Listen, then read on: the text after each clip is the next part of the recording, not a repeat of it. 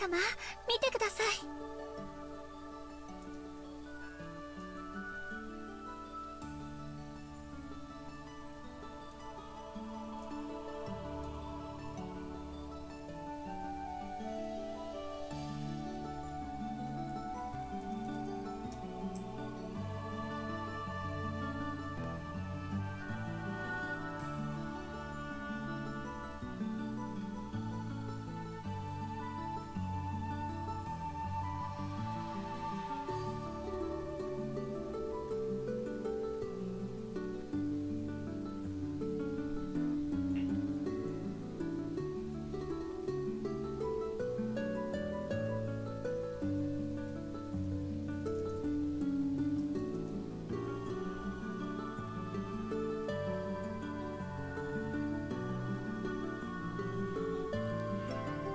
Alright. We finna speedrun this, hold on. So I don't know why they did that to me earlier, but I think it's all good now, maybe? Let's see. Forget exactly what it was to make it go fast as hell. かわいいですよ。ほらほら。食べちゃいたい。水族館にアメリカ人。その本当に。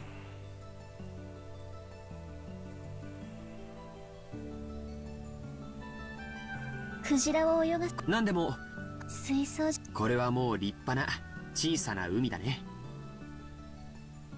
確かにこれでもたとえきっとそれ世界はこんなにも広そこがたとえそこに住むカエルにとっては。 Let's see if it works now. Please work.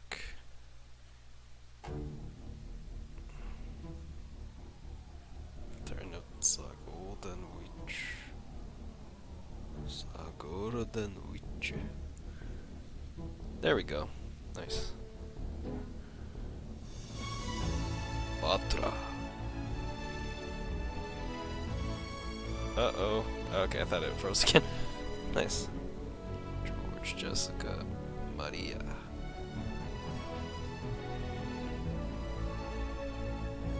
Kidzo, Krause, Natsu, Hideyoshi.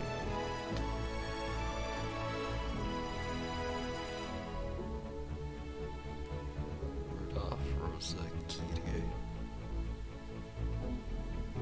These are all people we know. Wonder if there's gonna be someone we don't know that appears in this episode. Genji, Nacho, Shannon, Koda. Yeah, we all know them. Kumasawa. Beatrice. Berncastel. Maybe? No. No Berncastel.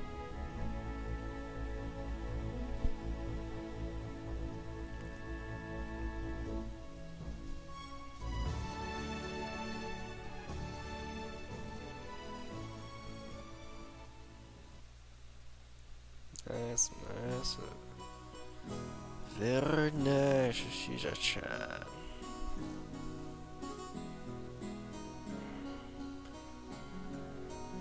After we finished walking through the whole aquarium, we had a small late afternoon lunch at a restaurant with a nice view.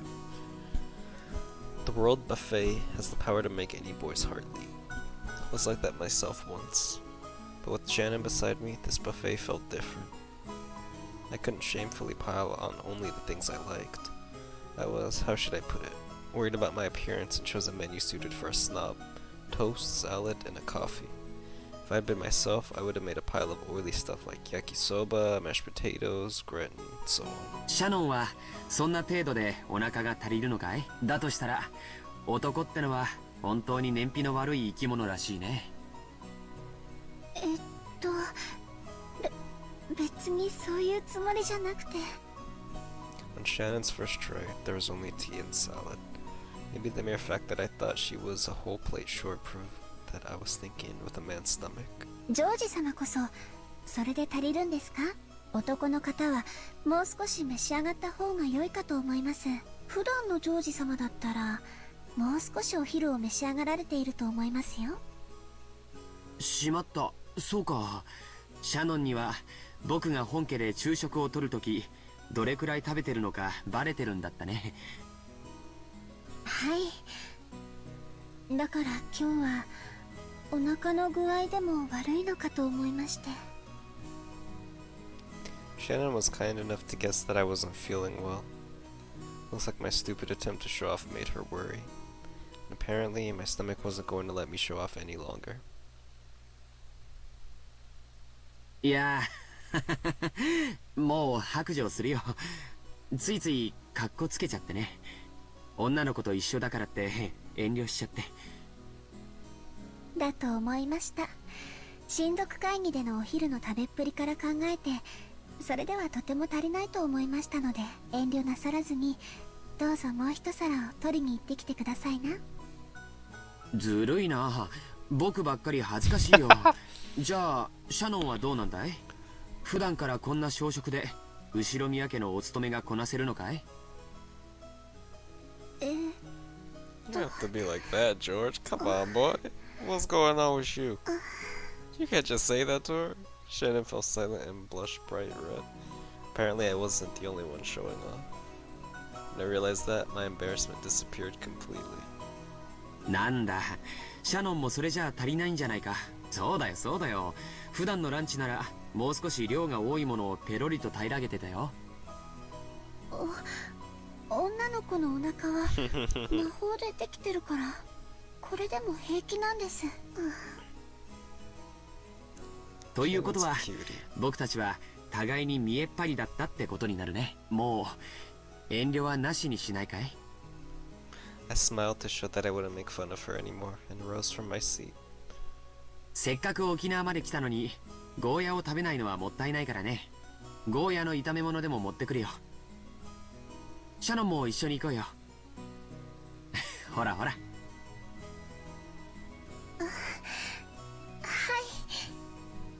To anyone watching us, we might seem like an incredibly charming and embarrassing couple. But it's only after becoming a couple that you realize. To us, this exchange of words is everything. Our entire world. That's why no matter how much everyone else stares at us with blank expressions, we never notice. Indeed, at this age, I finally understand the feelings of couples who want to endlessly flirt without any regard for their surroundings. After I returned with a plate piled with food, Shannon arrived with a pretty cake. While laughing at our fake stoicism, we resumed our lunch. せっかく海を一望できる展望レストランなのに、あいにくの曇天が悔やまれるね。Luckily, our window seats gave us a view of seaside scenery, so grandiose. I don't know. However, because of the cloudy sky, we were only seeing a fraction of そう its です usual ね。 beauty. 晴れていたらさぞや真っ青な海を見せてくれたでしょうに。そうだね。普段六軒島で海を見慣れてると思うけど、ここの海はきっと格別な青さを見せてくれたはずだよ。残念だな。でもお仕事の最中に見る海はどんなに青くても灰色と同じです。でも今日はお仕事中じゃないから、その Apparently, Shannon was doing her best to say an embarrassing line, but I didn't let her get off easy. 惜しいな。ジョージ様と二人きりで見る海なら、たとえ灰色でも真っ青に見えますって言えたら100点満点でご褒美だったんだけどな。すみません。ご褒美は何だったか聞きたい？その聞いてもいいものでしたら。ダメ。教えない。ずるいですよ、そんなの。When I was in elementary school, I was always the kid who got bullied. When everyone teased me, I grew nervous and speechless to the delight of the bullies. Back then, I wondered why everyone teased me. But now, teasing Shannon like this, I understand why. This is so much fun. I can play with her emotions however I please, and I can have them all to myself. Right now, I can't think of any greater pleasure. That's why I have to go easy on her. It's not as though I want to make her feel embarrassed and upset. So I decided to be nice and change the subject. Best not to be too obstinate. Good man. お昼が That's 終わ kind っ of たら fucked up. 海岸を歩いてみないかい If it's ひょっとすると done too 雲が much. 晴れて素敵な海が見られるかもしれないよ。そうですね。行ってみたいです。うん、そうしよう。でもそのケーキも本当に美味しそうだね。僕も同じものを持ってこようかな。いけません。お昼にそんなに食べた上にケーキまで食べたら太っちゃいますよ。 I do it all the time, ジョー Shannon. ジ I'm 様 good. は秀吉様の血が But 濃い George み has た a いで fast すから metabolism. 気をつけないとおデブさんになっちゃいます。じゃあシャノンは僕がおデブになったら嫌いになっちゃう？僕はたとえシャノンがおデブになっちゃっても Wow, George is a 嫌いにならないよ。 great man. Wow. そういう意味じゃなくて、 What a ちゃん great と man. 体を気遣わないと健康にって。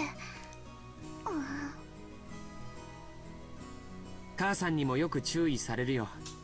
やっぱり僕も太極拳とかを始めて運動しないとダメかな。ダイエットは無茶な運動よりも食生活の見直しから始めた方がいいんですよ。その上で運動を重ねないと効果が出ないんだそうです。つまりそれはデザートのケーキは控えろってことだね。じゃあ仕方ないからシャノンがそのケーキを頬張るところを眺めていてあげるよ。その、ケーキ丸々一つはさすがに食べ過ぎだと思いますけど、半分くらいだったら大丈夫かもしれません。これ本当に美味しいんですよ。 Shannon cut her own cake and tried to move half to my dessert plate. I had no doubt that she wanted to share the delicious cake's flavor with me. However, I mainly pulled my plate away from her. She blinked in surprise. She couldn't seem to figure out if I was refusing the cake or not. So I winked, opened my mouth, and said, "Ah." それが一番したかったんですね。もうジョージ様は甘えん坊です。 Whoa. はい。With a partly embarrassed, partly exasperated face, Shannon offered the cake to me with the fork. Chomp. Tasted like a cheap chocolate cake you might find anywhere. And yet, it was exceptional. Because eating cake in such an embarrassing way, as if we were a couple of perfect fools, had been my dream for many years. It made this cake's flavor heavenly. If the earth is destined to end, I wouldn't have any regrets if it happened right now. It was such a moment of bliss. That's sweet. That's so sweet. I want what they have.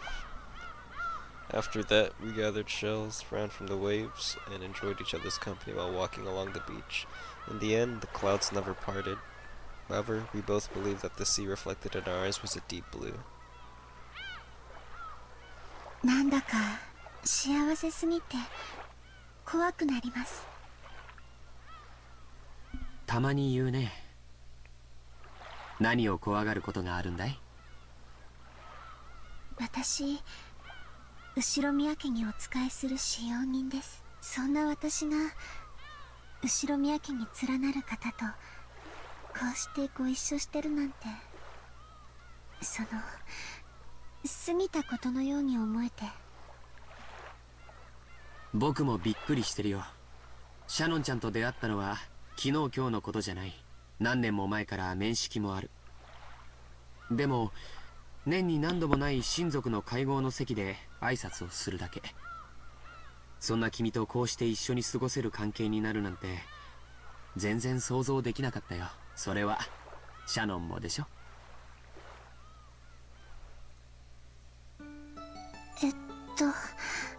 私はその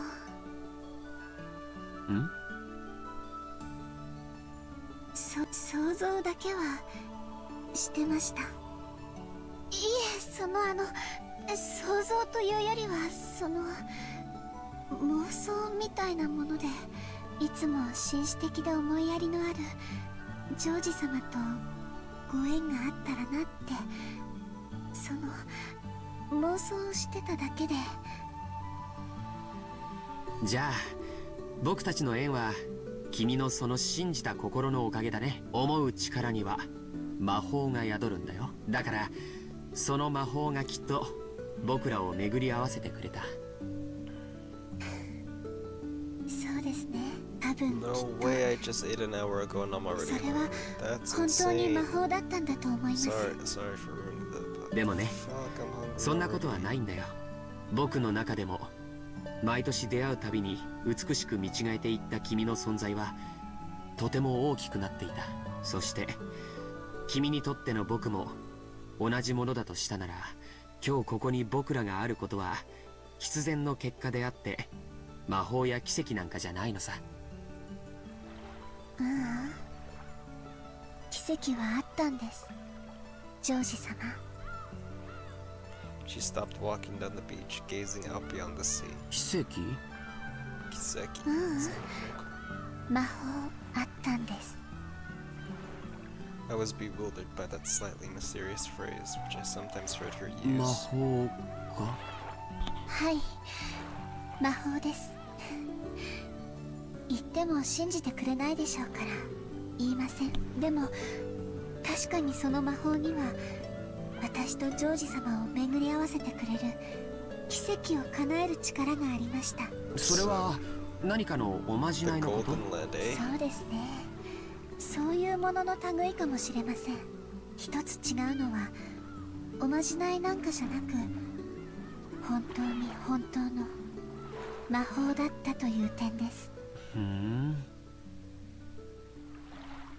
Maybe it's all girls, not just Shannon, who tend to treat encounters as miracles or coincidences. For a man like me, an encounter with a girl is 70% hard work to try and make you like you, 20% of courage, and 10% coincidence. The part that everything means to her is such a small fact. Maybe that way of thinking itself is calculating and typical of men. I'm kinda... but if I said it out loud, it might have dissolved all kinds of magic.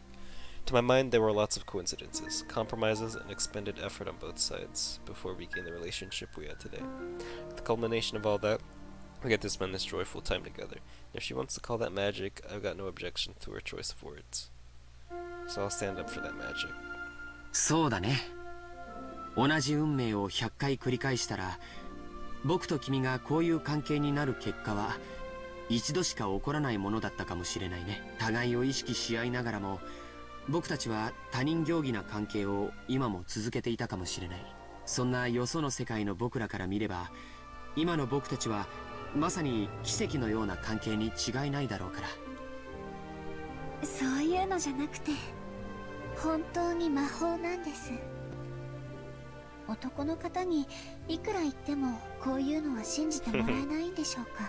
カノン君も全然信じてくれませんし。信じるよ。僕が信じなくて魔法が解けたら嫌だからね。ジョージ様。 In a small voice, I apologize for saying something that trivialized her magic. Shannon seems to be glad to hear me say that. After all, if two people believe in the magic of love, it becomes eternal. そうそう。 If only. If 僕からわがままが一つあるんだけど、聞いてもらえないかな。はい、何でしょうか。そのジョージ様って呼び方嫌いじゃないけど、もうなしにしないかい？もちろん後宮家では対面もあるだろうから、六軒島での普段まで強制はしないよ。でも二人きりの時はなしにしよう。うん、そういうルールにしよう。ルールですか。もし破ったらどうなるんでしょう。そうだね。ルール違反には何か罰ゲームがないといけないかもしれないね。そうだな。何がいいかな。聞きたい？いえ、聞きたくありません。何がいいか僕も考えておくことにするよ。はい、ジョージさん。うん、素敵な響きだね。嬉しいよ、シャノン。私もサヨという名前があります。そっか、ルールはフェアじゃないといけないね。僕もそれを守って今から君のことをサヨと呼ぶことにするよ。いいね、サヨ。はい。 I held her shoulder and drew her close. When I forcefully pulled her delicate body towards me, she dove into my chest like a doll. As I held her in my arms, we both looked at the 真 horizon. っ青な海だね。この海を二人で見られてとても嬉しいよ。私もです。この真っ青な海をあなたと二人で見ることができてとても嬉しいです。 As we gazed at the gray sea and a light rain began to sprinkle down, we kept listening to each other's heartbeats.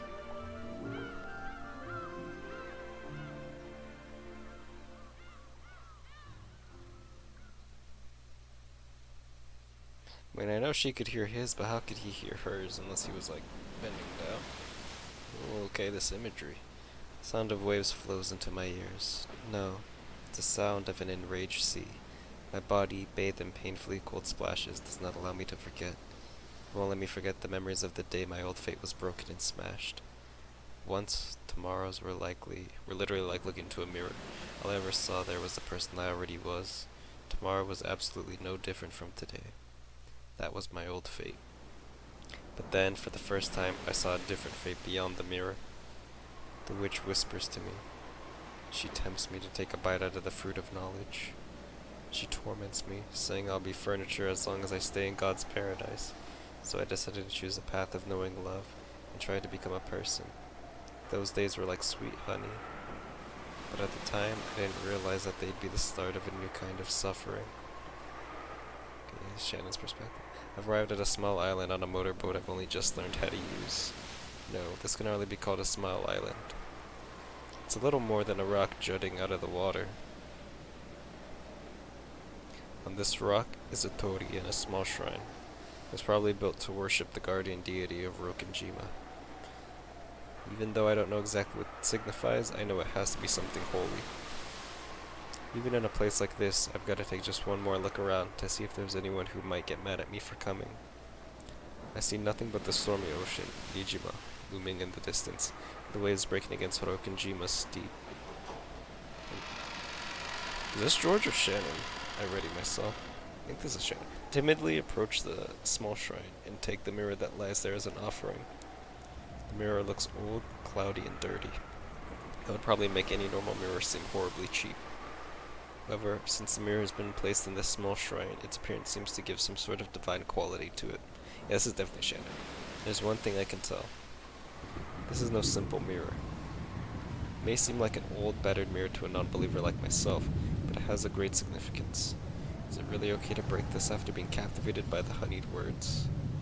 No, this isn't really a mirror. This is a life I couldn't escape until today. My fate. I'll break it. I'll smash it, and seize the life that lies beyond this mirror. If I don't smash it, my life will be a pair of facing mirrors forever. Nothing will ever change in the slightest. The witch whispers to me. She tempts me to take a bite out of the fruit of knowledge. Or maybe I've already tasted of that fruit. After all, I've already experienced those maddening emotions. Okay, so, just as Adam and Eve felt compelled to pluck their fig leaves, I can no longer go on without breaking this mirror. I've struggled with conflicting emotions for many days before this moment. Inside my heart, the virtuous part of me kept on fighting the part that sides with the witch. And now, here I am. The part of me that's here right now, win or lose. There's only one thing I know. To obtain something, you must be ready to lose something. Cowards who don't risk anything, who never try to change anything, will never be given the key that opens a path to a new future. That key is already in my hands. And that key is to break this. To smash it. Is there any other effort I can make as furniture imprisoned in Orokinjima? No. This is the only way for me. Come, have courage. I'll free myself from being mere furniture. So it's either canon or Shannon. And by accepting a new kind of suffering, I'll become human. This is surely a small yet large trial I must impose on myself. Come on! Smash it! Smashed to pieces. The eternally unchanging fate that imprisons me. I raise the mirror high. I think back on the days of conflict that came before. And, finishing my reflections in the blink of an eye, I throw it down. The thunder roars, crying out against me for my outrageous act. It truly is the hatred of angels trying to banish me from eternal paradise. I look down at the mirror tumbling at my feet, broken into 2 equal parts. And after making sure Really? I scream up at the raging skies. いや、 That's why. 約束は That's 守 why. りました。今度はあなたが約束を守ってくれる番ですよね。 Thunder roars once more. I've already been banished from paradise, so I'll have to struggle on my own if I want to live. The witch told me. That is the single element of this world. To lose it means losing the world.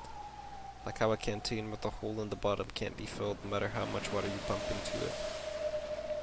約束は守りました。今度はあなたが約束を守る番です。私の願いをどうか叶えてください。ベアトリーチェ様。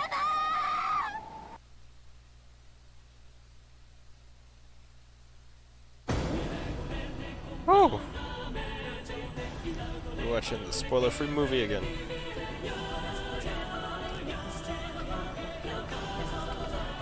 So that's why. Okay. So there's a reason for the way they died, so... Only half of her face was crushed, because I guess it's supposed to symbolize the promise she just made, the broken mirror. I don't know. Something like that. Maria terrifies me. Jessica. Oh, Jariki. That's me. There's a lot of details that I notice.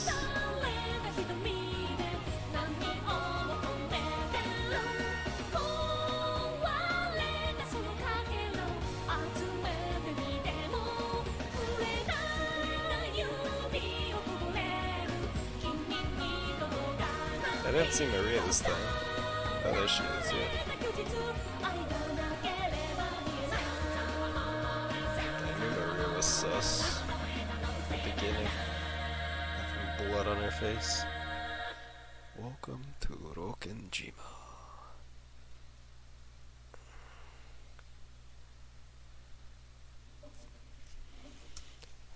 George Aniki's perspective, eh? My mind wandered back to the days when I could barely imagine the happiness I have now. I was a middle schooler at the time. A normal girl who thought about love as much as you'd expect of someone at that age. Okay, Shannon. But in truth, it was wrong of me to have that dream. After all, I am furniture. Furniture is nothing more than a tool, not a human.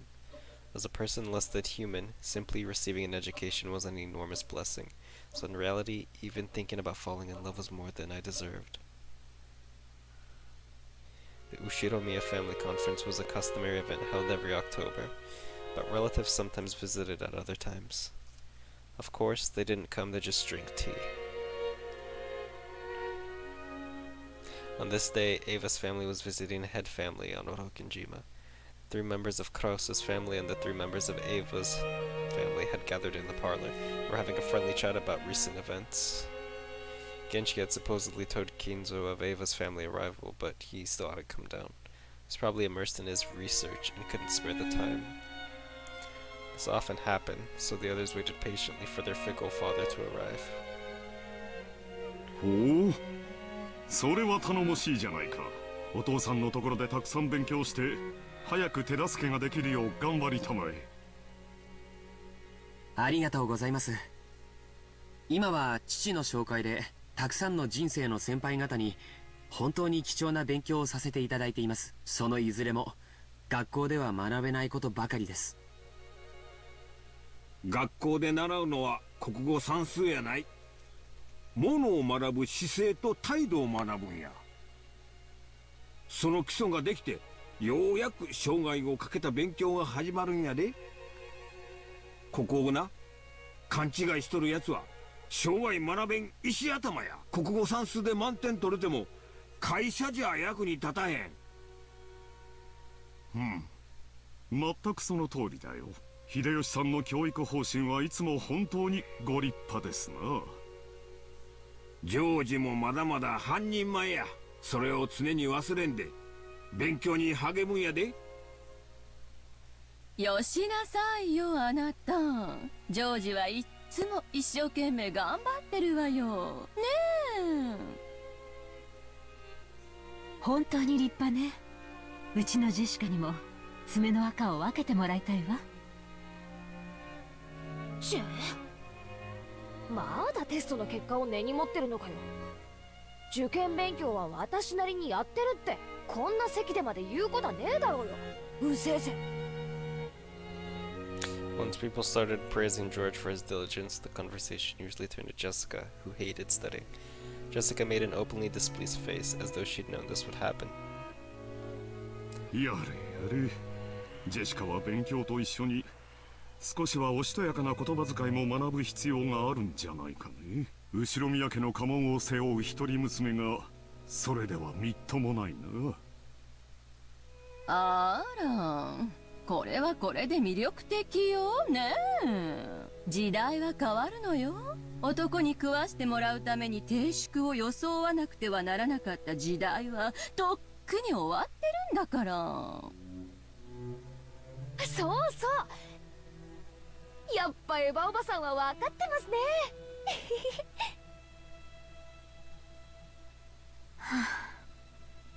今日は頭痛が特にこたえます。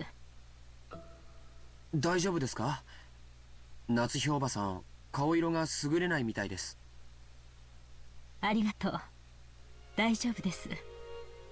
でも本当に月日が経つのは早いものね。半ズボン姿で浜辺を駆け巡ってずぶ濡れになって帰ってきた日がついこの間のように思います。それはジェシカちゃんも同じよね。今じゃお化粧の仕方にだってこだわるレディーなんだから。眉にこだわりがあるのね。今日のあなたとってもキュートよ。ありがとうございます。誰も気づいてくれなかったんで自信なくしてたとこです。 A full smile rose to Jessica's face as the results of her own studies were finally appreciated. Ava smiled back in the same way. Then she turned that smile toward Natsuhi. ダメよ、夏日姉さん。自分のこの小さな変化にも気づかなくちゃ。かわいそうなジェシカちゃん。一番最初にお母さんに気づいてもらいたかったでしょうに。ねえ。いいんですいいんです。あの人そういうの全然気づかない人なんで。 Wow, that person? ジェシカ、 Jeez. 母親をあの人呼ばわりとは感心できんね。謝りなさい。言葉遣いについては後でよく言って聞かせます。お子様は邪魔だってんならそう言ってくれよ。私は席を外させてもらうぜ。ここは空気がよどんでるぜ。ジェシカ。 Jessica was still at the age where tests and entrance exams were pretty nerve-wracking. Recently, she'd clashed often with her mother, who was enthusiastic about her education. 失礼いたします。 Jessica, who was trying to leave the parlor in a bad mood, bumped into Shannon, who was pushing a serving cart filled with tea. ああ、シャノン、私の分のお茶はいらないぜ。私は庭でもほっつき歩いてくる。お嬢様？シャノン、お茶が冷めます。配膳を急ぎなさい。失礼しました。 Shannon hadn't actually done anything wrong. But Natsuhi, who felt like something shameful to herself had been shown, lashed out at her emotionally. This was something that often happened in the Ushiromiya family. But it seemed Shannon wasn't strong-willed enough to just accept it and move on. She shrank back and cowered while serving the tea. She had the unfortunate habit of making more mistakes when she cowered. Her pitiful appearance ruined the peaceful atmosphere that had existed a moment before. It wasn't really Shannon's fault, but she felt as though she might be the source and felt the pressure on her chest. Her shaking fingers made the utensils clang, and you couldn't have called it graceful, not even just to be polite. The more pitiful she appeared, the greater the silence grew. The more irritated Natsui looked, and the more Shannon cowered. Shannon's thin neck felt like it was being suffocated and choked by the reaper known as stress. At that time, George spoke brightly, blowing away the stiff atmosphere. これはいい香りだね。何の紅茶かな？ Oh no, she doesn't know. これは Oh no. 言わないで。当てるから。これは特徴的な匂いだから多分わかるよ。アールグレイかな？多分そうだと思います。多分アールグレイで合ってるよ。台所に戻ったら紅茶の缶を見てごらん。ほう、ジョージ君は紅茶に詳しいのかね？お世話になっている社長さんに紅茶の詳しい人がいまして、講釈を聞いているうちに少しだけわかるようになりました。ああ、おこのぎ食品の社長さんかい。あの人、そういううんちくは得意やな。紅茶の名前って産地を示すことが多いんでしょ？じゃあこれはアールグレイという土地で栽培されたのが由来なのかしらね。昔イギリスにグレイ伯爵という人がいたそうで、その人にちなんでつけた名前だそうだよ。ちなみにこの特徴的な匂いは茶葉のものではなくて、ベルガモットというみかんの親戚にあたる果物でつけたものなんだって。そうなの。初めて知りました。そういう知識を持っていると紅茶もより美味しくいただけますね。酒もタバコも同じや。嗜好品はロマンをたしなむもんやで。こういううんちくが味わいを深めるんや。薬の能書きと同じよね。夏日姉さんも愛用してる頭痛薬の説明書、今度はじっくり読んでから飲んでみなさいよ。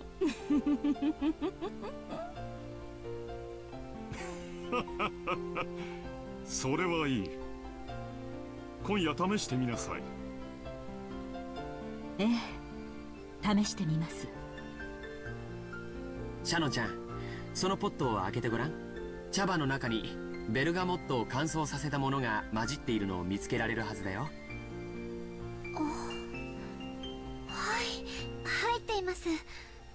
オレンジの皮を乾燥させたようなものが混じっています。多分これがベルガモットだね。アールグレイの香りの主成分だよ。匂いは鮮烈だから味がきつそうな印象があるけど、素直で飲みやすい味なんだよ。ミルクティーにすると香りもまろやかになって素敵かもしれないね。みんなに注いでポットに余った分があったら、ぜひミルクティーにして飲んでみるといいよ。はい、ありがとうございます。George gave her a small wink. Shannon finally realized that George had kind-heartedly swept aside the tense atmosphere in the room, and he had done it for the sake of Shannon herself, a cowering servant. The Ushiromiya family did not pamper their servants. Any display of awkwardness would usually be harshly punished, so it was rare for them to be given a helping hand like this. Thanks to George's kindness, Shannon managed to regain control of herself and finish serving tea without further incident. As long as she stayed calm, she could carry out her work elegantly and flawlessly. By the time the black tea was laid out on the table in its elegance and filled the room, the atmosphere had completely returned to its former peaceful mood, and everyone praised George's knowledge. Shannon wanted to thank him for saving her, but it didn't look like she would get the chance. so she decided to at least thank him inside her heart, praying to God that George would hear it as she pushed the serving cart away.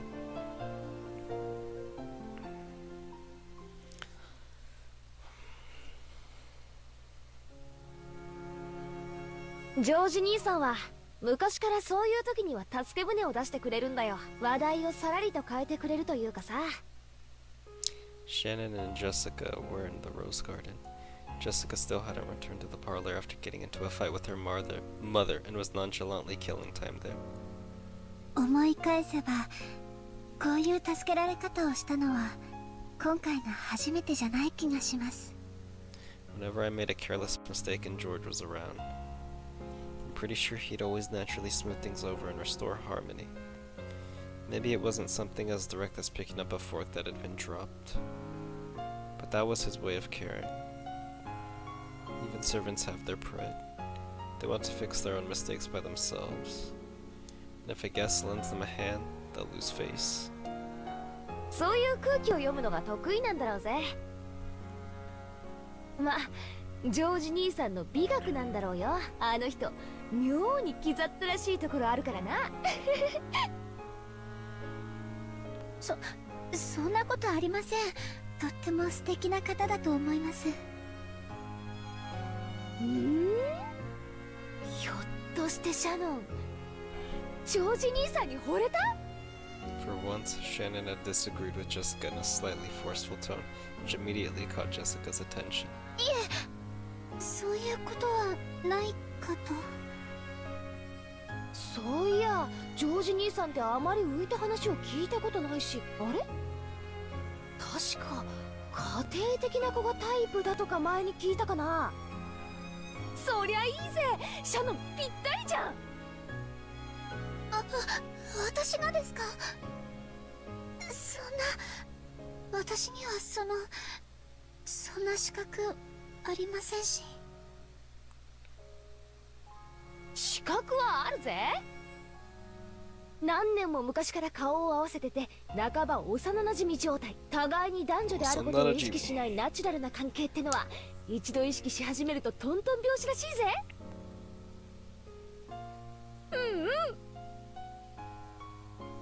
Jessica loved teen magazines with this kind of story. Okay, she's a shoujo enthusiast, ain't she? Okay, she was very quick to pick up on love stories like this. I didn't know she read Akatsuki no Yona. There's no way she hasn't. But this certainly was the first time she'd started thinking of George as a member of the opposite sex. She was furniture, while George was an honored guest and a member of the Ushiromiya family. Until now, she had assumed that even imagining any deeper relationship with him would be impermissible, so she hadn't thought of it. Since it was someone else's problem, Jessica poked fun at it, seeming to enjoy herself. It was all Shannon could do to hide her blushing cheeks.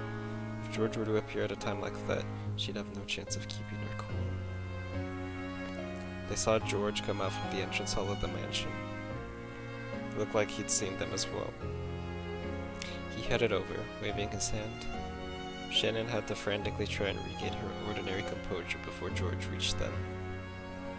おじい様がやっと降りてきたよ。あとは大人たちの話になるからって追い出されてね。そりゃ抜け出して正解だよ。じい様の顔を拝むくらいなら疫病神にキスした方がマシだぜ。そんな言い方は悪いよ。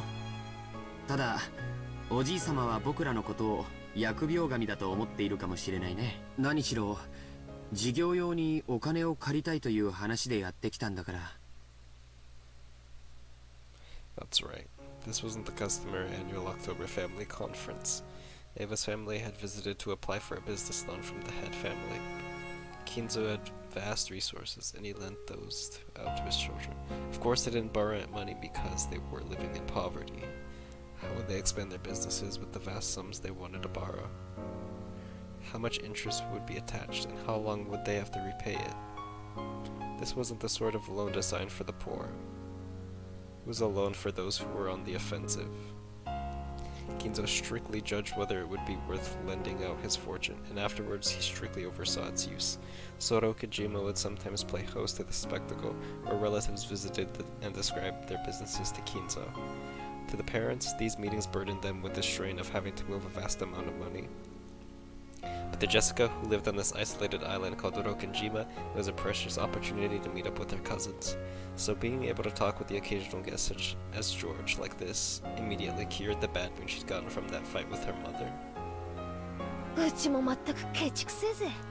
金なんて余ってるんだろうから暇よく貸してやりゃいいのによ。うちの親父もじいさまもどうせねちっこくもったいぶってんだろうぜ。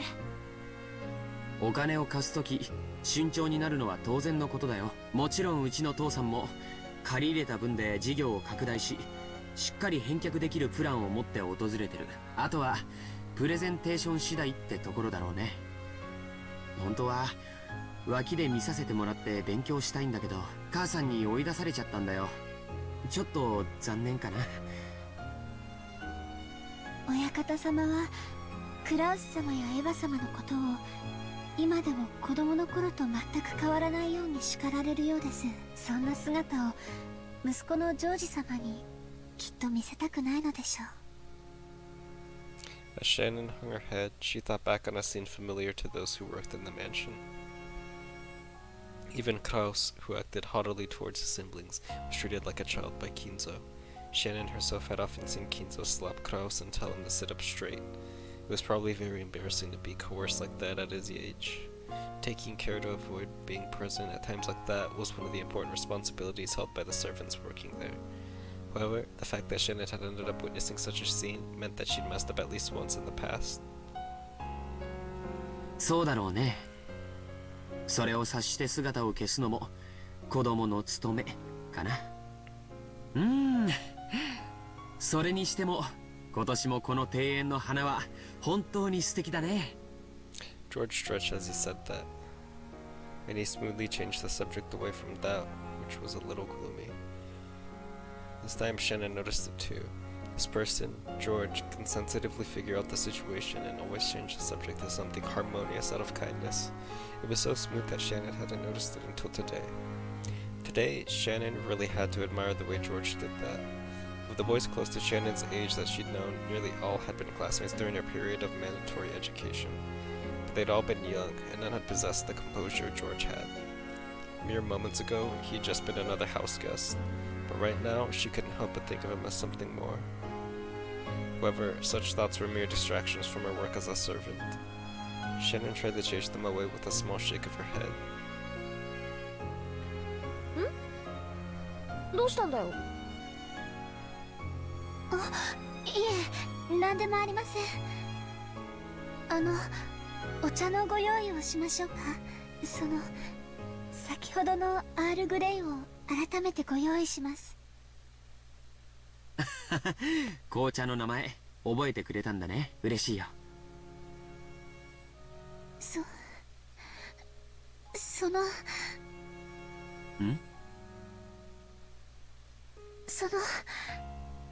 さっきはお気遣いをありがとうございました。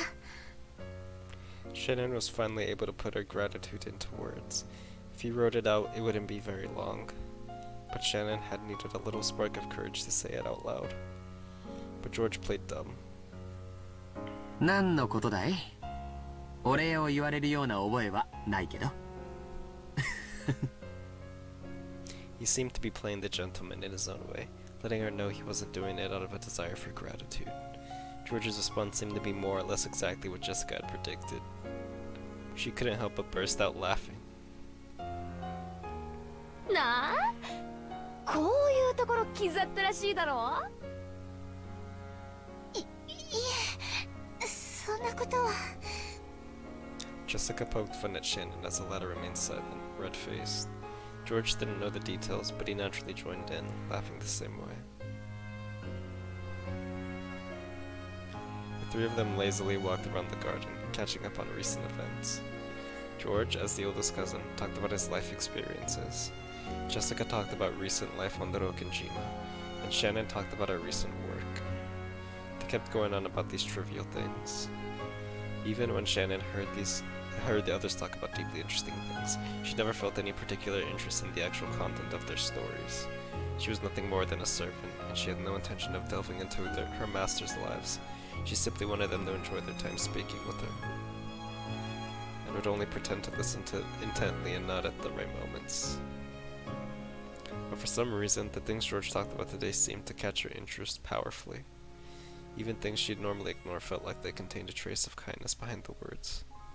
For some reason, she wanted to know more things about George, no matter how trivial.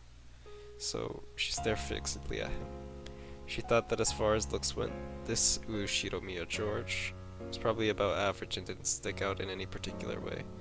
But he was diligent, serious, and had a deep prudence which allowed him to understand people's hearts and show concern. But she'd never noticed these things before now. She may not have met him many times, but she'd known his face for many years. Even so, she hadn't noticed once until now. Shannon, embarrassed by her own obliviousness, blushed. George, perhaps thinking that Shannon would listen intently to his stories, kept talking happily at length about the things he'd done. But Jessica did miss that slight change in Shannon. So, she decided to change the conversation to the topic she was sure Shannon would be most interested in. そういやさ、ジョージ兄さん、いい加減に彼女とかはできたわけ？なんだい、やぶから棒に。Normally, that reaction should have been answer enough. But for some reason, as she was now, Shannon wouldn't be able to understand it unless he said it clearly. そのジョージ様はお優しいですから、さぞやその表になるだろうと。いや、そのよせよシャノン、そういう追い詰め方はかえって意地悪だぜ。私は別に意地悪のつもりは。嬉しい勘違いをありがとう。残念だけど、特定の一人の女性とはまだご縁がないよ。見ての通り、容姿も波以下だからね。女の子を楽しくさせてあげられるような気の利いた話術もないし。そんなことないと思います。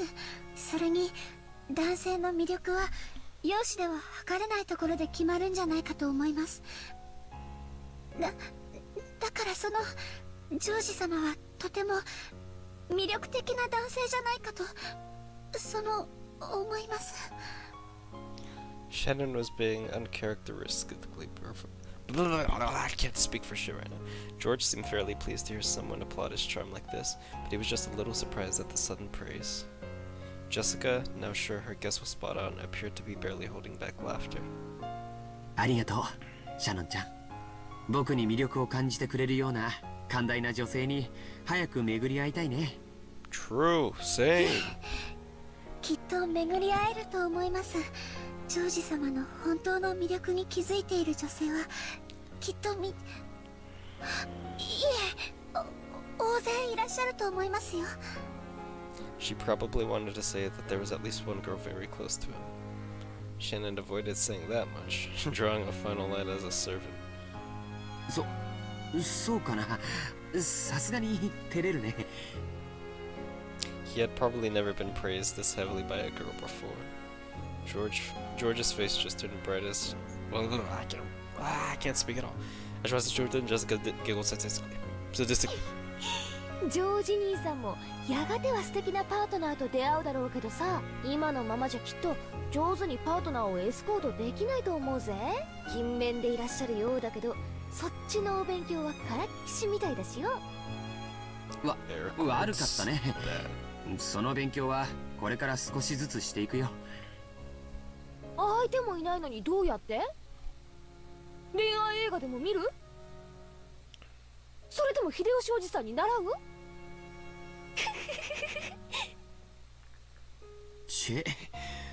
まるで鬼の首でも取ったみたいだな。こういう話では男は女の子にかなわないね。Normally, when George and Jessica got together, their parents would say, George is diligent and admirable, and Jessica is lazy and rude. So it probably was unbearable fun for Jessica. George realized this is supposed to be resigned and so to the being teased for once. ジョージ兄さんさえいいならさ、シャノンでちょっと練習してみたら？シャノンを一日退屈させずにデートに連れてくんだよ。どうよ？そんな放嬢様。 When she heard Jessica's audacious plan, Shannon's face turned bright red with a poof, and a donut smoke started to rise. それはとても魅力的な提案だけど、シャノンちゃんに悪いよ。彼女の貴重な休日を奪うだけじゃない。彼女が本当に思いを寄せる人と二人きりで過ごす聖域に僕が割り込んでしまうことになる。そんな無粋なことはできないね。私もその思い人とかそういう人はいませんので、そういうお気遣いは無用なのです。 Shannon's blood had all rushed to her head, and it looked like even she didn't know what she was babbling about. Jessica, who knew how Shannon normally was, seemed to be finding this hilarious. She couldn't hide her cackling laughter anymore. そうなのかい？シャノンちゃんみたいな可愛い子が独り身なんて信じられないね。私使用人ですから、その男の方との縁なんてありませんし、ってことはシャノンも将来素敵な男性を射止めるために交際の練習が必要だってことじゃないのかよ。つまり二人とも互いの思惑は一致するわけだ。なるほど、こりゃいいぜ。Jessica irresponsibly cheered the two of them on. By now, even George was hanging his head and turning red. ジョージ、さっきから呼んでるわよ。聞こえないの？ When Ava appeared in what was already an embarrassing situation, both of them got even more flustered. Jessica had watched and laughed loudly. 母さん、ごめんよ。話が込み入っちゃっててね。気づかなかった。これはエヴァ様、大変失礼しました。若い子たち同士で大層盛り上がってたみたいね。あなたたちもみんなお年頃だもの。そういう話題が尽きないのもよくわかるわ。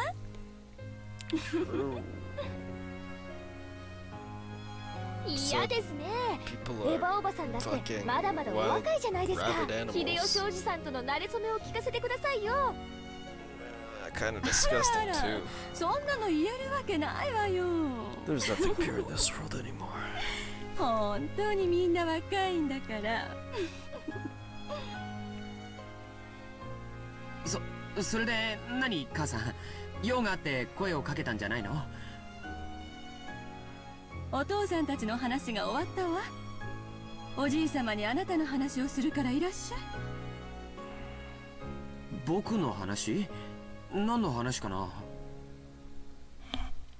今みんなでしてたのと同じ話よ。ほら、例の話。あの話かい。別におじい様に話すようなことじゃないんじゃないかな。何の話だよ。まさかジョージ兄さん誰かと結婚するの？それはおめでとうございます。違うよ。特定の女性はいないってさっき言ったじゃないか。威張ることじゃないでしょ。まったく。Eva smiled bitterly, looking a little exasperated. わかった。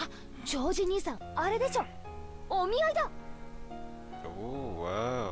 お見合いですか？ Arranged marriage, eh?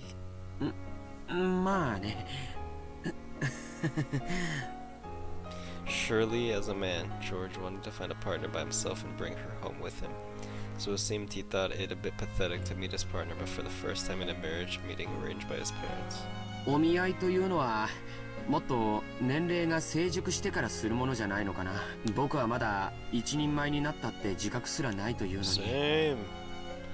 もちろん即結納即結婚なんて焦る気は全然ないのよ。親睦を深めて年齢的にもう少し落ち着いてから籍を入れる形でも問題ないの。 Judging by Ava's forceful attitude and George's non-committal one, the others could catch a glimpse of the story behind this marriage meeting. They didn't know who George was supposed to be meeting, but it was surely someone who would profit Ava's family in a business sense. The very fact that they'd be satisfied with a mere engagement to deepen the relationship between the two families, rather than an immediate marriage, made it feel almost like a political maneuver. 結婚はね、 Ooh. 好きになってからするものじゃないの。してから慣れることよ。感情だけで結婚すると必ず後悔する。身元のしっかりした人を生涯の伴侶に選んで、それから愛情を築いていくのも決して間違ったことではないの。No. エヴァおばさん、それ I じゃ disagree クレア with ジョ that ージさん one に悪いですよ。 wholeheartedly, actually. 私は But I あ guess の it's 人の different こ for と大 business 好 people. きよ。いつまでも一緒にいて人生を共にしていきたい。エヴァ様、素晴らしいです。本当にご立派です。 Subarashi desu. ありがとう。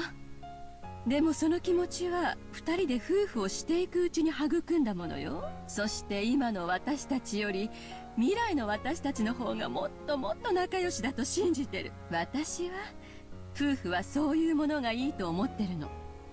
Maybe if you're filthy だからって rich, 好 but きでもない相手と結婚してもいいって論法にはならないと思うけどな。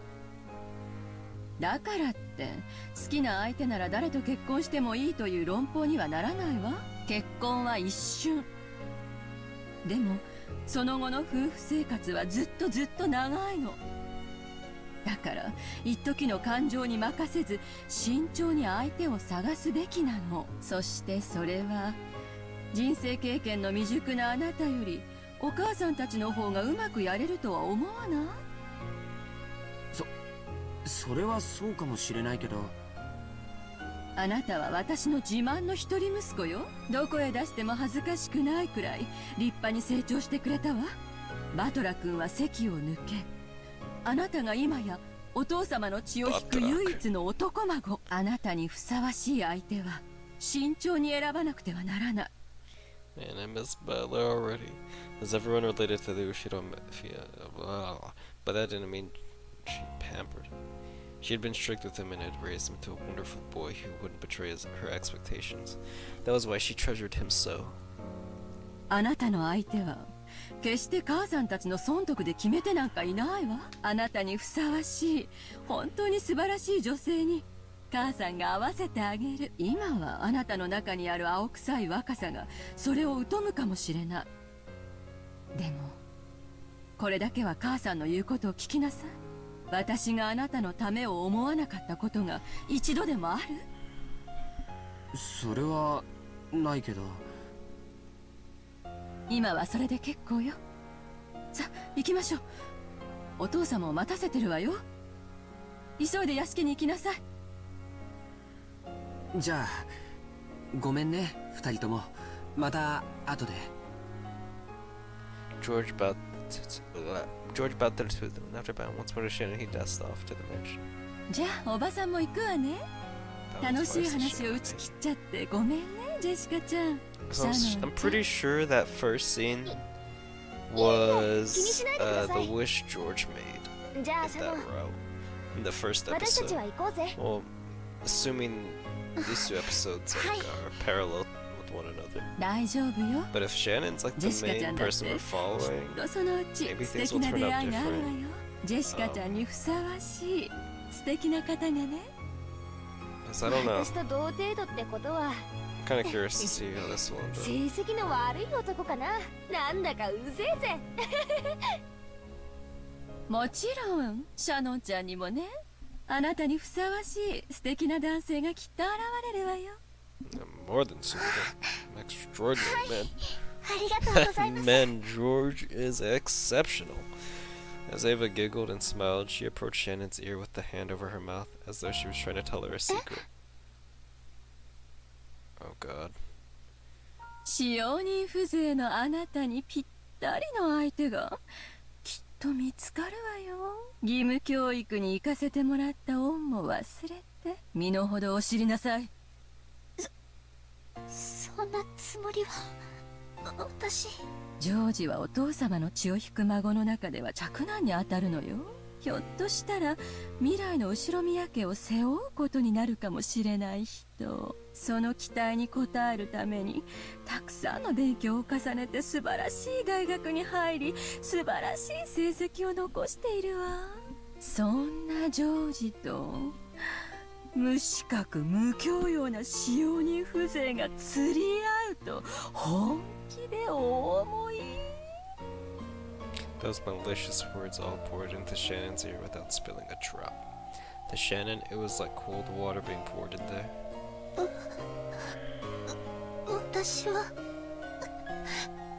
そんなつもりは。 This was all whispered to Shannon in secret, and with the same smell as before. Jessica, who could only see Ava's expression, didn't think it was anything other than Ava telling Shannon some embarrassing story about love. When their secret conversation ended, Ava patted Shannon's shoulders, as though she was urging her on. 大丈夫よ。あなたにぴったりのお相手がきっと見つかるからね。じゃあね、ジェシカちゃん。また後でね。はい、また後で。秀吉おじさんとの話、その時聞かせてくださいね。いやよ。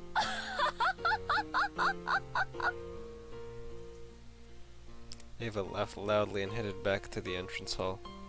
Behind Jessica, who was cheerfully waving her hand, Shannon reflected very, very deeply on those words of Ava's about Noah. Yeah, I think you were right. It is slightly fast, honestly, if I'm not like tip-top shape. It's time for me to take a serious look at fooling myself up and acting. I forgot. I'm furniture. Furniture isn't human. So I am a being who must feel gratitude for being treated like a human. I am not permitted to wish for anything more. People sometimes develop affection for furniture they're used to using, but that is an emotion on the human side, and the furniture has no right to hope for such a thing. It's enough that furniture serves with simple honesty day after day. That feeling I got when talking to George-sama and Jessica-sama is the same as a forbidden drug to me. In other words, it may be an emotion I must never experience. シャノン、先ほどからぼんやりが過ぎます。体調でも悪いのですか？いえ、失礼いたしました。Natsuhi's words were right on the mark. Even Shannon couldn't believe that she hadn't noticed Natsuhi until she had called. Normally, it was essential that she focus on her cleaning at this time of the day, but she'd spend all of her time sighing and hardly making any progress. たとえお客様がおられなくても、常に気を張っていなくてはなりません。そんな様では、後宮家に仕える使用人として情けありませんよ。はい。以後注意します。もうじき当主様と主人がお帰りになられます。書斎の清掃は済んでいますか？階段の清掃は済んでいますか？申し訳ございません。まだです。ええ、知っています。ですからルノンにやらせておきました。あなたがもたもたと廊下を清掃している時間で、彼女は書斎と階段の清掃を済ませてしまいましたよ。それは丁寧にお掃除をしていたから時間がかかってしまって。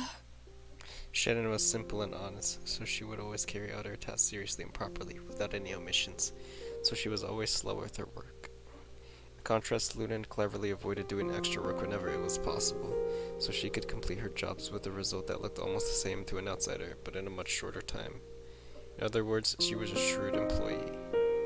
Compared to that, it's probably fair to say that Shannon wasn't very shrewd at all, talking back to Natsuhi when Natsuhi was in a bad mood. Of course, there's nothing that Natsuhi couldn't stand more than a servant talking back. Her forehead creased and she spoke sternly. And yet, her slow, admonishing style of speech was even more terrifying. It finally made Shannon realize that she had said the wrong thing. ならば、存分に丁寧な清掃を心がけなさい。シャノン、あなたにこのまま大広間の清掃も命じます。当主様の大切な絵画が多数飾られ、後宮家への賓客をお招きすることもある大切な広間です。誇り一つ残さないよう、あなたが納得するまで丁寧に清掃なさい。もちろん今日中にです。それを終えて私に報告するまで食事も休憩も許しません。わかりましたね？はい、奥様。結構。使用人はその言葉だけを口にするように。次の口答えにはより厳しい罰を与えますから、そのつもりでよく胸に刻んでおきなさい。はい、奥様。ご指導をありがとうございます。どういたしまして。Behaving as though her headache was troubling her, Natsui headed off down the corridor. When she couldn't see her anymore, Shannon hung her head and sighed. This was what happened when she had her head in the clouds. Even though I'm bad at everything I do, I should be able to at least carry out cleaning as well as an average person can, right? It's because I can't even perform that very well that I'm crying so pathetically. But what's even more shameful is that not only have I been unable to perform a single bit of cleaning well, but just now, when Natsui was scolding me, I imagined that person appearing and rescuing me. If only George were here. Would he casually step in and save me? Surely he'd show up cheerfully, intentionally acting like he didn't know what was going on, nimbly change the subject and make me forget I'd ever been rebuked by Natsuhi. I kept envisioning him, suddenly appearing from the other side of the door, or the other end of the hallway. I envisioned the kind of person that would be an appropriate partner for him in the marriage meeting, and I envisioned how unfitting I was for him. Ava clearly told me. It's been repeating over and over in my dreams. 姉さんは相変わらず不器用だね。奥様は今朝から虫の居所が悪い。黙ってうなずいていればいいものを余計なことを言うから。カノン君。Cannon was suddenly there. His footsteps were always quieter than a cat's, and he never left any trace of his presence. He probably could have stood there forever and she wouldn't have noticed him. The expression on Cannon's face was one of hatred. He made that expression for Shannon, who didn't know how to do it herself. 奥様も、そしてルノンも地獄へ落ちろ。あいつは奥様がどこをチェックするか知ってて、そこしか掃除しない。さっきの掃除もそうだった。見ていたから知ってる。本当の意味での掃除なんかしてないんだよ。丁寧に掃除する姉さんに寄生してるだけの最低なやつだ。そんな汚い言葉を使ってはダメよ。汚い言葉はカノン君の綺麗な魂まで汚してしまう。だからせめて私の前ではそんな言葉遣いをしないでね。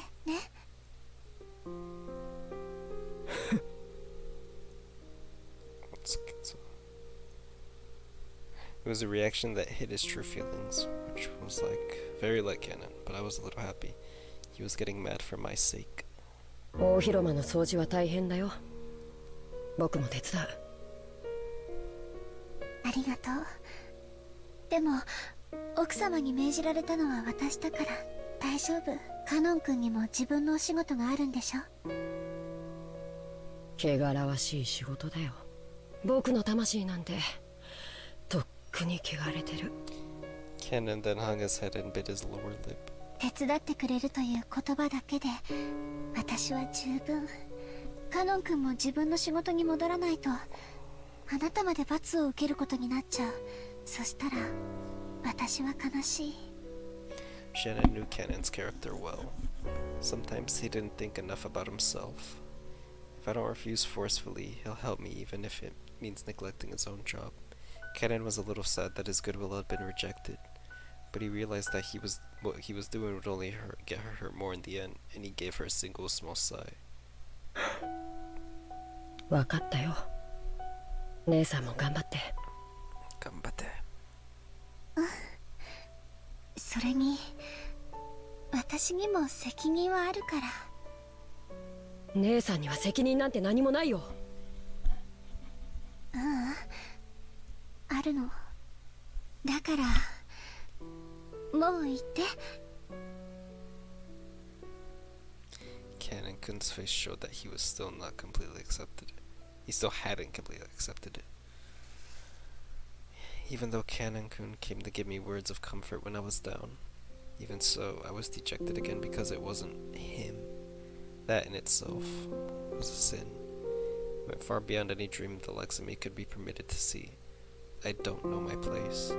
Shannon, who had neglected breakfast, already felt her concentration begin to waver.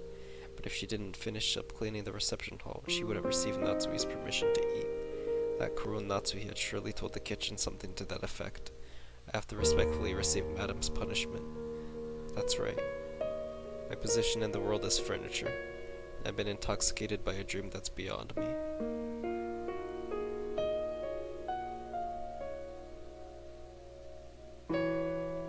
Oh, this is the reception hall. I've never seen this room before. Maybe my hunger made my nose more sensitive. I could sense delicious aroma wafting from the kitchen, even though it was far away. My empty stomach was encouraged. Until I finished up here, I wouldn't get any soup. I had just to resolve myself doing it. Several portraits were hung in the reception hall. One of those portraits was thought to hold a special meaning amongst the servants. Beatrice. It was the portrait of the witch. That wasn't its true name, but everyone in the mansion called it that. The name of the woman with the elegant blonde hair drawn as the subject of that portrait was Beatrice. It was whispered that she might be the former mistress of Kinzo, the family head, and also that she was the great witch who had given Kinzo the gold of the legend. The witch, Beatrice, master of the Night of Orokijima. She was gracious to those who respected her, but she would surely curse those who made light of her. It was in Shannon's character not to neglect the rules and beliefs of such as those, so she thought of the portrait of her other master as that person herself, and always treated it carefully, treasuring it. It had become part of her daily routine to tell that witch, who would only exist inside the portrait, the secrets of her heart. She was furniture. Furniture doesn't complain. Cannot complain. So she had no right to speak her mind about her difficult days. She had no right to open her mouth and say those words. So, she at least spoke her mind inside her heart. She spoke her mind inside her heart using words she couldn't say aloud, and protested. Blah! Of course, the witch didn't answer. She didn't console, and she didn't laugh it off. Shannon could only interpret that silence as she liked, as though the witch was responding agreeably. ベアトリーチェ様、みすぼらしい私の話を聞いてください。As Shannon wiped the dust from the witch's portrait, she spoke to that inside her heart. 私は確かにエヴァ様の言う通り、無能で無教養な家具です。人じゃない。だから恋をする資格などないかもしれません。でもだったらどうして恋を知ることのできる心などお与えになったのでしょうか。 At that point, Shannon held back her tears for a moment. The sound of the rain, which had started falling, along with the chill air in the reception hall, made her feel as though the shabbiness had increased another level. 本当の家具なら心なんかない。だから人を愛したりしなくて済むじゃないですか。だから苦しまない。私も同じ家具なのにどうして心なんかあるんですか。こんな苦しくて辛い思いをするならこんな心なんて与えないでほしかった。 The wish. なるほど、家具に心を与えたか。あれも時には愉快なことをする。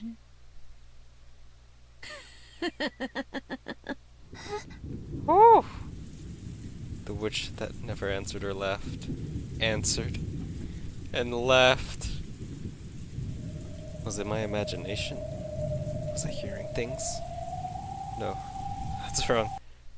After all, the next words came, a voice, and I could hear them now with my heart. Both my 人 ears. 間は世界を構成する元素について紀元前の昔から探求を続けてきた。古代ギリシャ人たちは風、火、水、土の4つで世界の説明を試みたという。その後も数千年かけて人間たちはその4つにさまざまな元素を加え、5代6代7代8代12代とさまざまな解釈で世界を説明しようとしたが、唯一の真実である一なる元素を説明することはできなかった。しかし星の導きによって現れた一人の男がついにこの世界を構成する一なる元素を説明した。何かわかるか？ I have no idea.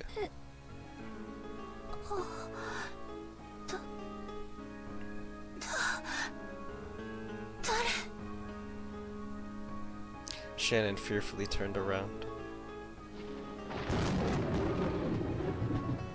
Oh! Hello, Beatrice. Right there, she existed.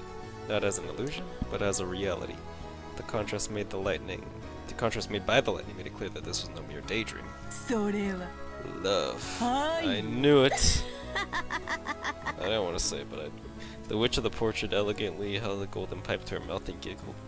She laughed at the ignorance that causes humankind's thoughts to stray far from the most simple answer. その男は世界のすべてを愛で説明した。それこそが一なる元素。男は最小の数で世界の構成を説明しきったのだ。 That. なんとも単純明快にして豪快爽快愉快痛快。やがてその男の生まれた年は西暦紀元と呼ばれるようになったかな。Shannon lost any words to speak. She thought that when the first meeting an unknown guest, her first word should be to ask the person's name. But without saying anything, Shannon knew this person's name, so she refrained. No, surely it would be the greatest disrespect for someone who lived or worked on this island to ask the woman her name. After all, she was the other master of this island, besides Kinzo. ベアトリーチェ様。いかにもわらわがベアトリーチェである。千年を経ても人がわらわを見て最初に浮かべる表情は変わらんな。The witch giggled at how Shannon's reaction didn't betray her expectations. Shannon realized that she had met with the being that mustn't be met with, and she took a step backwards. That's where the wall of the portrait were, so even as she gazed at the witch's portrait was touching her back. お前の悩みは愛ゆえよ。それはすなわち世界の一なる元素、つまりこの世のすべてだ。それが満たされぬということは世界が満たされぬに同じこと。それは穴の開いた水筒に水を汲み続けるのに似ている。汲めども汲めども満たされぬ永遠の心の砂漠。人間の基礎にして全てにして現在。わかるか？知識の実を口にしたアダムとイブが知ったのは愛だったのだ。それを知ったがゆえに人は楽園を追われ人足り得たのだ。すなわちそれは愛を知り苦しむからこそ人であること。心優しき娘よ、そなたは誇っていい。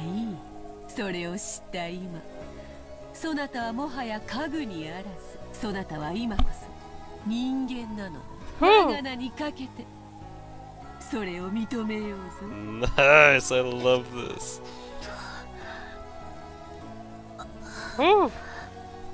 Beatrice granted you 凡庸な humanity. には理解もつらき話か。まあよいわ。許すがいい。久しぶりに人間と話すのでな。饒舌が過ぎたことを謝ろう。 Without waiting for a reply from Shannon, Beatrice laughed pleasantly for a while. 詫びと言ってはなんだが、わらわの力でそなたのその願望を叶えてやってもよいぞ。 Interesting. Oh, the meaning of those words surprised Shannon even more than the witch's sudden appearance.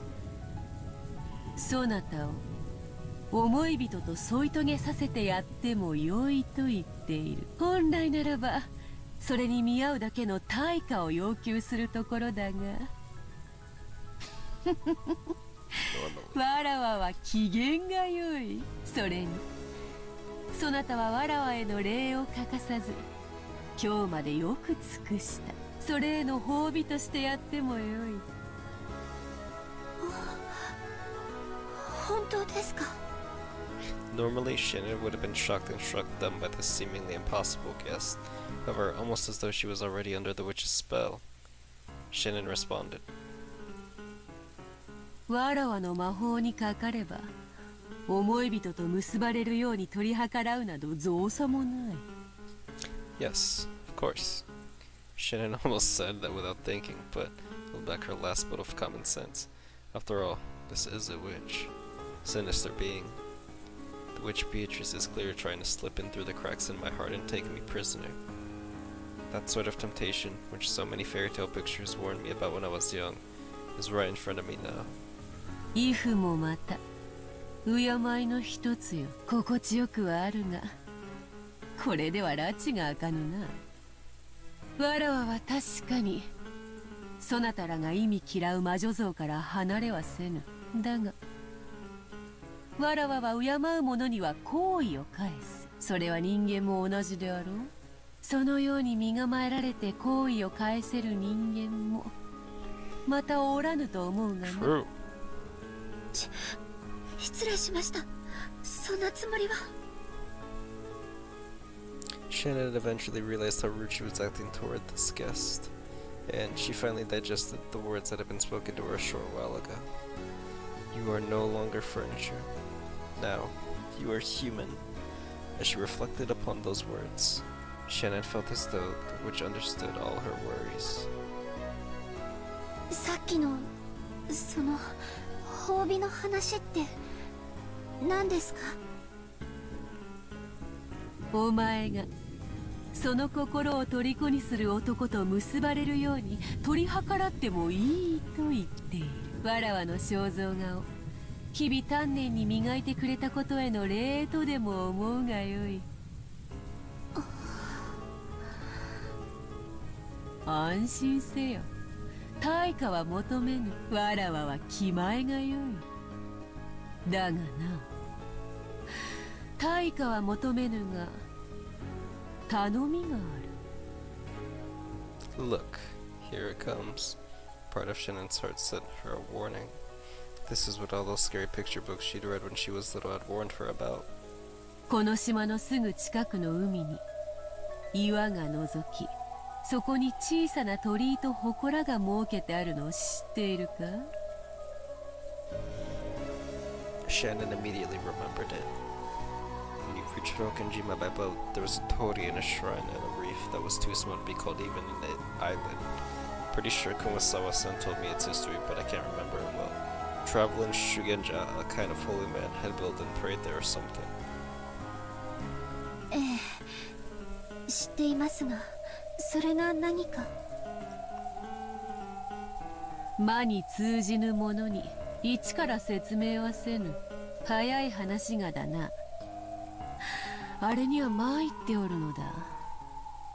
実はな、あの祠の中にある鏡が収められている。それをそなたに割ってほしいというのだ。 It was quite a suspicious request. Shannon didn't know the details, but anything stored inside a shrine would have to be something sacred. And she wants me to break it? Why would a witch ask a human for help instead of doing it herself? There was no need for Shannon to speak her thoughts aloud. Beatrice responded to Shannon's reasonable doubt before Shannon could give her an answer. あの鏡の魔力はわらわの魔力と相対する。人の言葉でうまく説明できぬな。例えれば食器の違いとでも言おうか。あの鏡はフォークで、わらわの力はスープなのだ。フォークでスープは飲めまい？あの鏡の押し付けさえなければ、わらわはスープを飲むのにぴったりのスプーンが用意できるというわけだ。それさえあればスープも飲めるし、岩楼だって掘り抜けるぞ。目玉だってえぐり貫ける。だったか。 She can interact with the physical world, I'm guessing. 何の話か If わ that かりま shrinks せん。 her. 私の無教養のせいだとしたら謝ります。 Okay, makes こ sense. ういうことだ。 So Shannon, あの忌々 partly, しい鏡を is responsible. わらわのために割る手間をかけてくれたなら、その褒美としてそなたの願いを叶えてやるということだ。今日のわらわは本当に機嫌がいい。そなたが望むなら願い事を変えて金蔵に授けた黄金を丸ごとくれてやることにしてもよいぞ。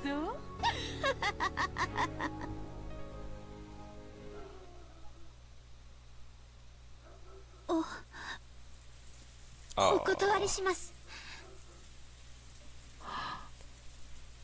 なんと。 When she heard Shannon's words, Beatrice realized for the first time that her expectations had been betrayed. Damn, for the first time. 理由があれば聞かせよ。誤解があるなら解こうぞ。理由なんてよくわかりません。でも今日までこの島は平和で何も起こりませんでした。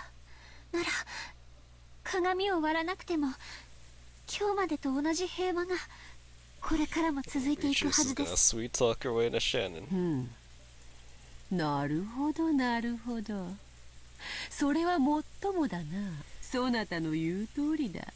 あれを割らぬなら割れぬ今日までと同じ日々が明日も明後日も続こうぞ。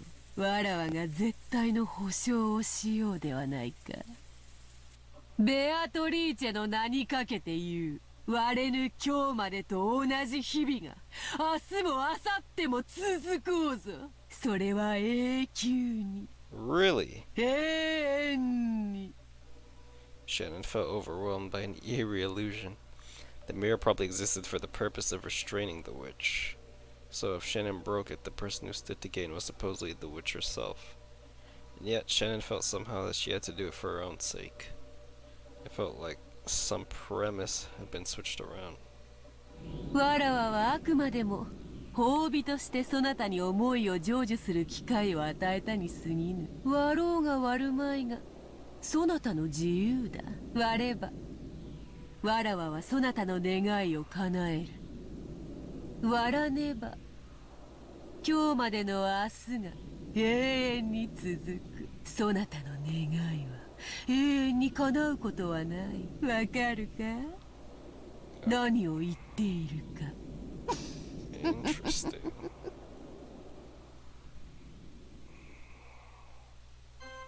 The witch was speaking.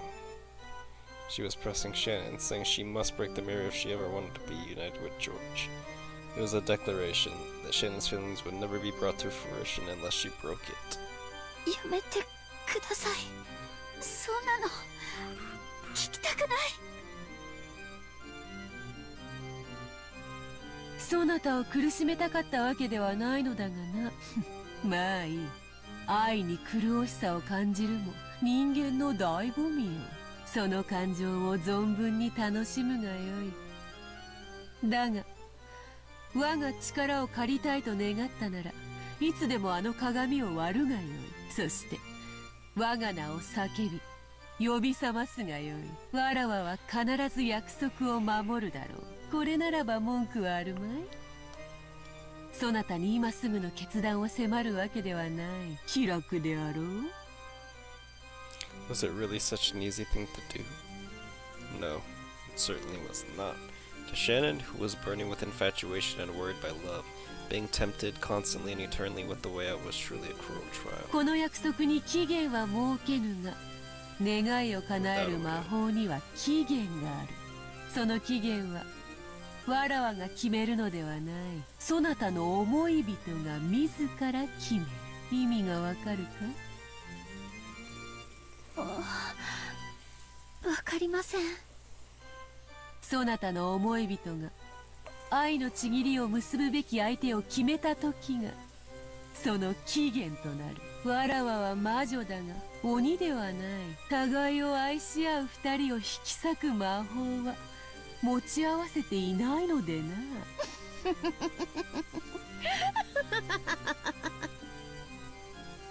そなたの思い人は近いうちに見合いに臨むそうだな。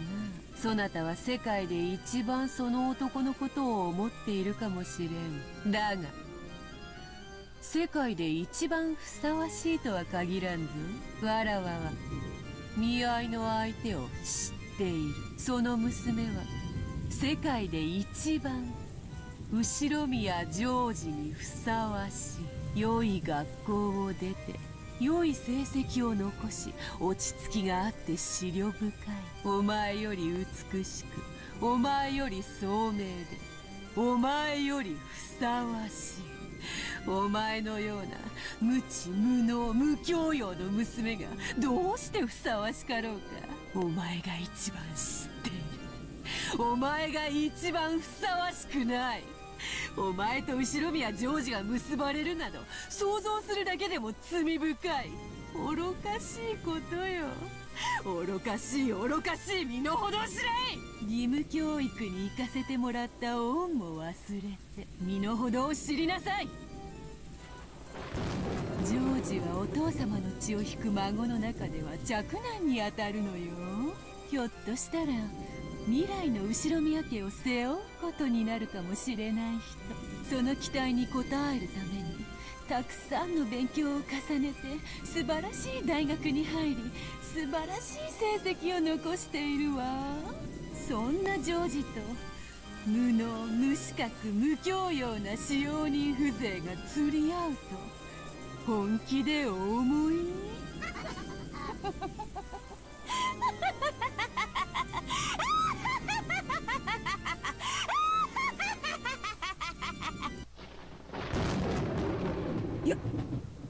やめろ！シャノンをいじめるな！貴様は誰だ！ At that time, as Shannon held her head, trying to protect her heart from the blade of Beatrice's words, Cannon ran in front of her. Cannon didn't care who this woman was. This was an enemy tormenting Shannon, whom he loved and respected as a sister. Nothing else mattered. カノン君、 This Cannon, let's go! この方は Woo woo! It seemed Cannon also realized that the being standing before him was the witch of the portrait. And also that she was something to be feared. シャノンに褒美を取らせたかっただけだが、わらわの言葉が過ぎ、いじめてしまったようだな。それは謝ろう。だが、先ほどの約束は、そなたへの褒美として残している。わらわの力が必要ならば、いつでも呼び出すといい。その方法はすでに教えた。では、これにて今宵は退散しよう。敵意の眼差しは心地よくあるが、美容にはちと悪いのでな。消えろ。お前が何者か知らないが、お前はシャノンを脅かしている。二度と現れるな。 Cannon's words seemed to deeply annoy the witch. 言葉を選ばぬか下賤め。わらわは敬う者に寛大だが、敬わぬ者には残酷であるぞ。 While she still smiled, the witch's face began to twist itself. Then an oppressive feeling that couldn't be noticed with any of the five senses gradually filled the room. Even though they couldn't understand it, they immediately realized it was something terrifying. When you swim in the ocean and something large passes by in the water beneath you, you ought to escape to land before you learn what it even is. That's exactly what this was like. おやめください、ベアトリーチェ様。カノン君はまだ子供なんです。言葉遣いについては謝ります。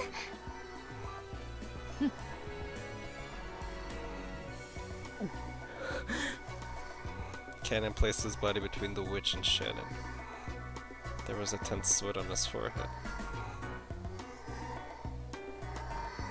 That time, the witch certainly held Cannon's fate in the palm of her hand. She didn't even need to lift a finger. She held a grasp on his fate so tight that a single twist of her smile could easily crush him. Kenan understood that as well, so he started sweating. His knees felt weak, arms spaghetti. However, Beatrice said, what did she do? よかろう。 Very well. そなたが求めるなら特別に許そう。カノンとやら彼女に免じて今宵は許して使わす。感謝するがよいぞ。さて今宵はこれで退散する。別れの挨拶に一つ土産を残そう。二人とも左手の手のひらをこちらへかざせ。 When Beatrice grinned broadly and snapped their fingers, their left hands stretched out in front of them against their will, and their palms open. It was a strange sensation, as though only their left hands now belonged to someone else. It felt like only their left hands had become puppets, which were being pulled by strings hanging down from the ceiling. これは何の真似だって。 Ganon resisted, but he couldn't retract his hand of his own free will. 騒ぐな。すぐに済む。 When Beatrice held her pipe aloft, a gold-colored sparkling dust came out and the smoke covered in the air. Ooh. That sparkle eventually became several gold butterflies.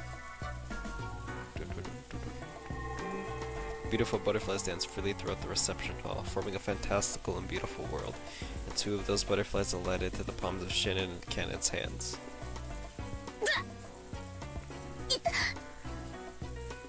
was a sharp pain, as though they had been burned.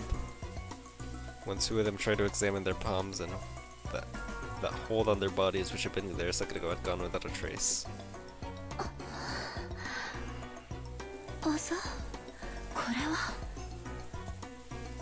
There was now a tiny burn mark on the palm of her hand, and it was shaped like a butterfly. これは何の真似だ。 Apparently, Kenan had the same mark on his hand. He stared at the witch hatefully. 単なる挨拶よ。他意はない。ただのあざに過ぎぬから、ほんの数日で言えよう。手当ても必要ない。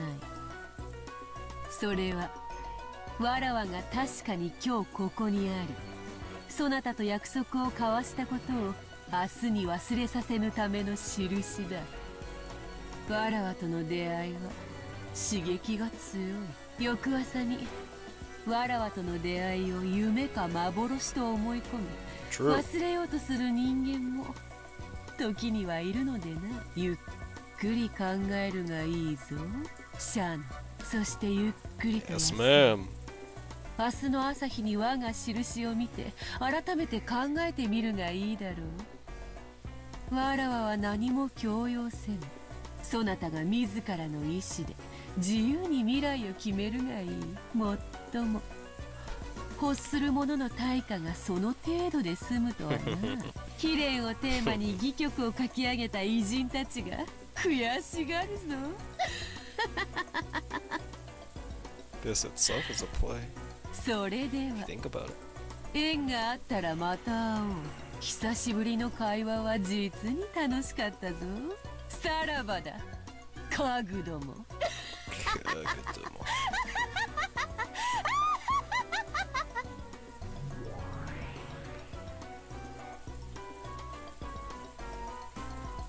Beatrice's body crumbled like smoke and blew away. It was golden smoke. No, a cloud of gold butterflies. They scattered in all directions inside the reception hall, leaving a gold splash before disappearing into the thin air. After that, only the cold silence was left. It was so silent it made both of them think they might have been daydreaming until just a moment ago. Which was why the witch had left those marks. She had done so to make it impossible for them to think of this as a daydream. Shannon and Kenna remembered the butterfly bruises on their hands and the pain they felt when they had been made. They kept standing still, stunned. And from that moment on, Shannon was tormented by days of suffering and conflict.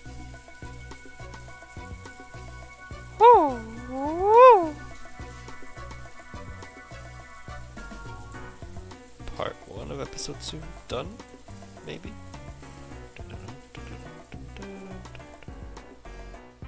When is it gonna do the glass breaking? The glass shattering? Please do it soon. Nice.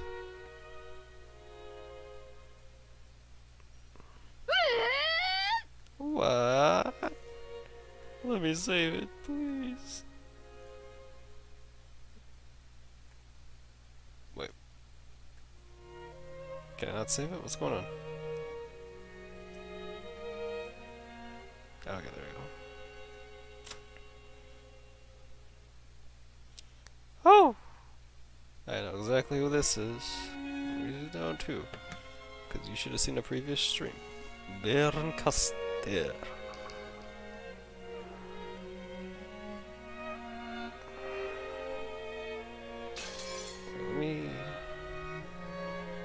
Let me see if she's in, or what her logs say. Golden Witch was lived for 1,000 years. Damn, she has a nice dress. So I only saw the top part, but I really like that. She has surpassed the limits of humans and like demons. Sometimes appear in response to summons made by humans. Ooh, so they are demons in this, or are there? Okay. She likes black tea and ice cream. She hates boredom and people who deny her existence. Why ice cream? Everyone loves ice cream, I guess. Alright. Guess we're done here. Title back.